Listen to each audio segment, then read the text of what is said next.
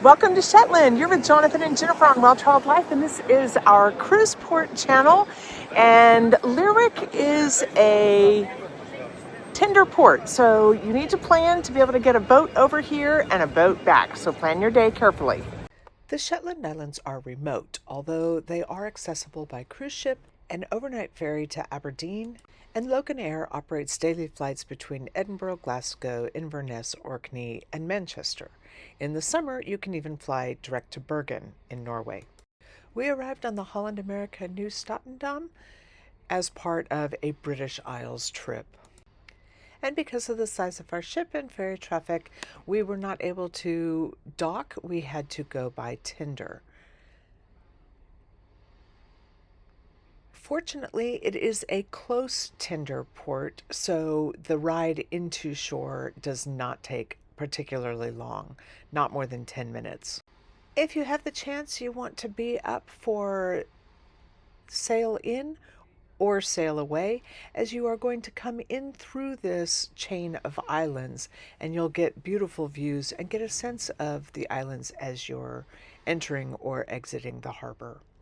When you get off the tender boat, there will be welcoming guides there ready with maps.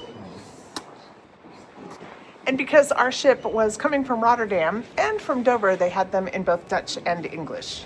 Right. We chose the Dutch, just to be difficult. Hi, would you like a map? Hello, that's your map.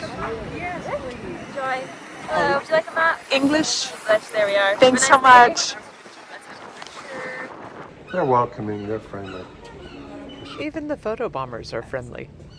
But signage is good, and this town is small enough that you can walk it independently.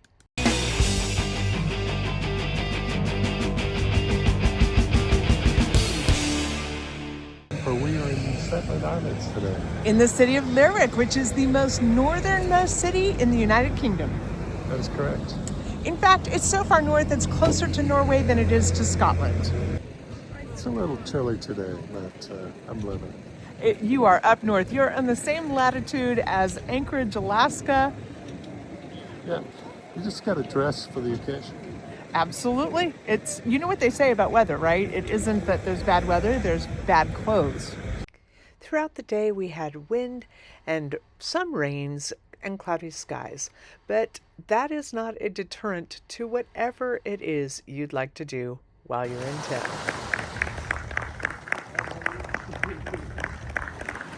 The tenders will dock at Victoria Pier, and Harrison Square is a gathering point right across the street. There are public toilets right there and lots of shops in the vicinity. Lerwick has a population of about 7,500 people, so when a cruise ship comes in here, you can feel that in town, but they're ready for it. They have welcomed tourists and have a pretty darn good infrastructure for tourism.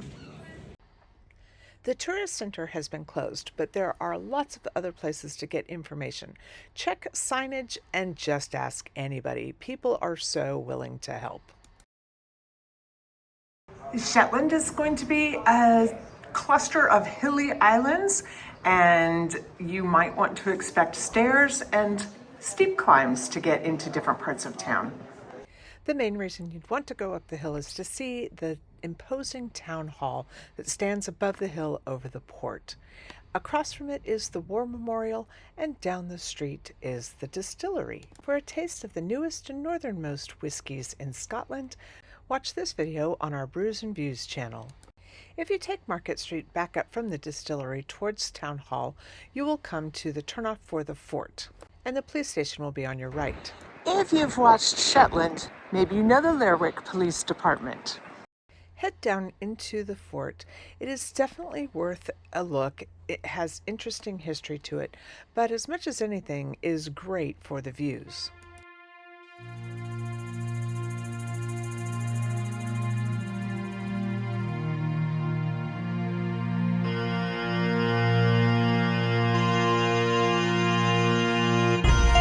Where your ship will hang out is just not far off the coast. It's less than a 10-minute tender into port.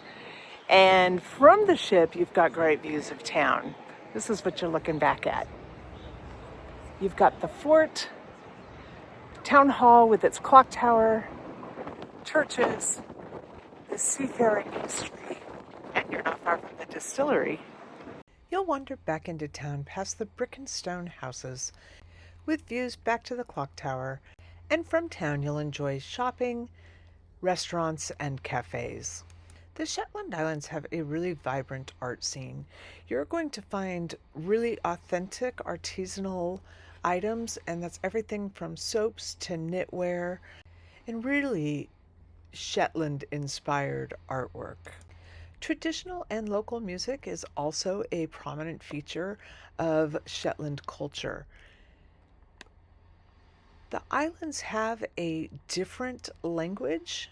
Essentially, it's a Scots dialect, but it includes elements of Scots, English, and Norn, which is a rather extinct language but comes from Old Germanic Norse.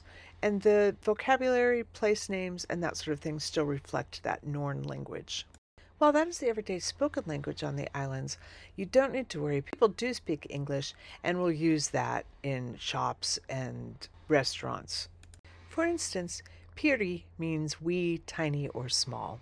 The public library is a great stop to make.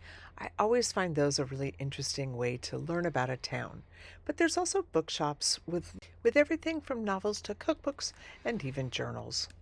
Just for the concept, this may have been one of my favorite shops.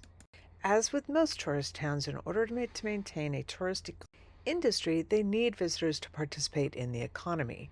So we would encourage you to stop at a cafe, pop into a shop, but take advantage of the service and goods that these islands offer. For information about and a tasting at the Lerwick Brewery, visit our Brews and Views channel to see that video. And for more videos outside the town of Lerwick, see our Eat, Stay, and Play channel, where we have gone on hikes and gotten out of the city center and into the natural beauty of these shells.